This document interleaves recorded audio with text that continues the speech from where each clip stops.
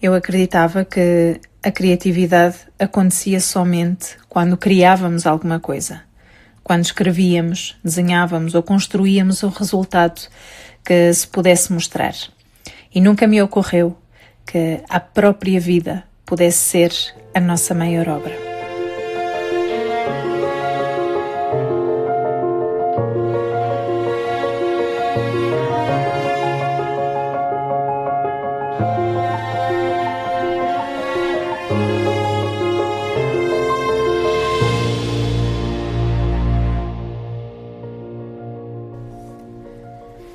Rick Rubin fez-me olhar para a criatividade de uma forma completamente diferente. E a descoberta mais importante que retirei deste livro é que a criatividade não começa somente naquilo que fazemos. Ela começa muito antes, naquilo que realmente prestamos atenção. Rick Rubin é um dos autores musicais mais influentes do mundo. Ao longo de décadas, ele ajudou artistas dos mais variados géneros a conectarem-se com a fonte da sua criatividade, a descobrirem quem são de verdade e o que de melhor têm para oferecer. E quando decidiu escrever o livro O Ato Criativo, não escreveu um livro sobre música, nem sobre produção, nem sobre arte, no sentido tradicional da palavra. Tanto que ele próprio diz: comecei a escrever um livro sobre como fazer uma grande obra de arte. Em vez disso, acabei a escrever um livro sobre como viver. E é exatamente isso que encontramos ao longo destas páginas, porque o autor não ensina técnicas nem oferece fórmulas. O que ele faz é propor uma forma diferente de olhar para a criatividade e, ao mesmo tempo, uma forma diferente de olhar para a própria vida. Como ele diz, não importa se estamos a produzir arte formal ou não. Todos nós vivemos como artistas. Pelo mero facto de estarmos vivos, já podemos considerar-nos participantes ativos no processo contínuo de criação. Viver como artista é um modo de estar no mundo, é uma prática de atenção. Esta ideia, de certa forma, fez mudar a forma como entendia o que significa ser criativa. Porque é muito comum associar criatividade à produção, a fazer, a terminar, a apresentar resultados. E nunca considerei que criar também pudesse ser uma forma de estar. O autor sugere que tudo começa muito antes. Começa na qualidade da atenção que trazemos a cada momento, a forma como observamos, a forma como escutamos uma conversa, a forma como fazemos uma simples refeição. E tudo isso faz parte do processo criativo, mesmo que não produza nada visível. Ligada a esta ideia está uma outra que atravessa todo o livro, em que o autor diz que o artista não é o dono da obra, é o canal.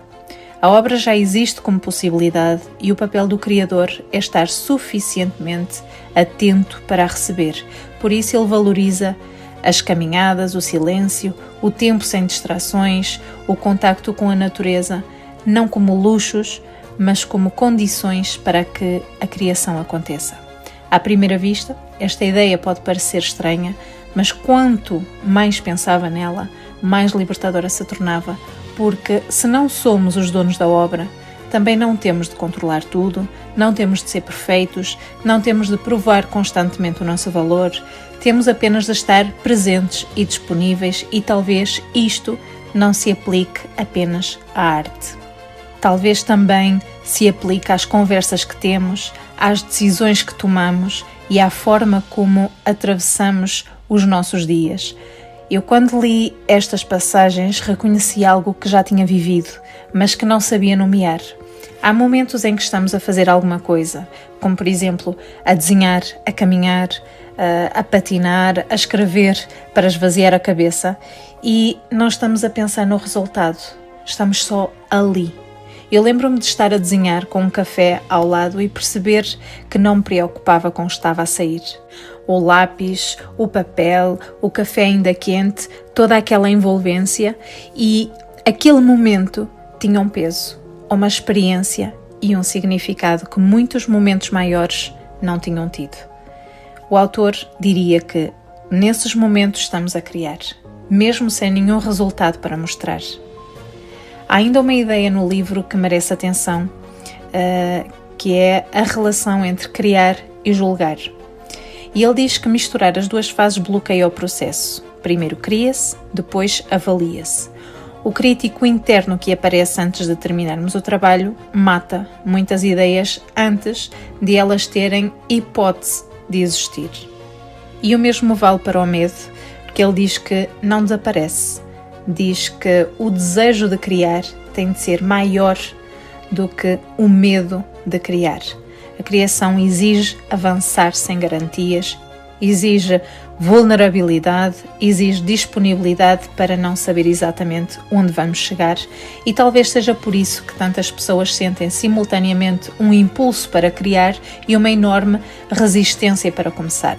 As duas coisas costumam andar juntas, e a ideia que resume tudo e que mais me ficou é que a criatividade não acontece apenas quando estamos a produzir. Pode existir na forma como educamos, na forma como organizamos, na forma como ouvimos alguém, na forma como caminhamos pelo mundo. E eu tenho um pensamento que retirei de um poeta que eu gosto particularmente, que se chama Khalil Gibran. E ele dizia que o amor com que cozinhamos está impregnado na refeição que nós estamos a confeccionar. Que o que sentimos enquanto fazemos passa para aquilo que fazemos. Eu lembrei-me disto quando li algumas passagens deste livro, O Ato Criativo, porque ele diz que a obra mais verdadeira vem de fazeres a partir do que genuinamente és. São dois pensamentos de épocas totalmente diferentes que apontam para o mesmo sítio, e isso sente-se na diferença entre fazer uma coisa num estado de presença e fazer uma coisa de forma totalmente ausente. O resultado pode parecer igual, mas a experiência não é. Se tivesse de resumir o ato criativo numa única ideia, seria que criar não é apenas produzir alguma coisa. Que criar é aprender a prestar atenção ao mundo, aos outros e a nós próprios, porque criar não exige um dom especial, exige atenção, e isso está ao alcance de qualquer pessoa que decida cultivá-la. Por isso, Rick Rubin lembra-nos que a criatividade não começa quando fazemos algo, começa na forma como observamos, na forma como escutamos, na forma como habitamos os nossos dias, e talvez a qualidade daquilo que criamos dependa, antes de tudo, da qualidade da atenção com que vivemos, porque se a vida também é uma obra, então cada escolha, cada gesto e cada momento de presença fazem parte dela.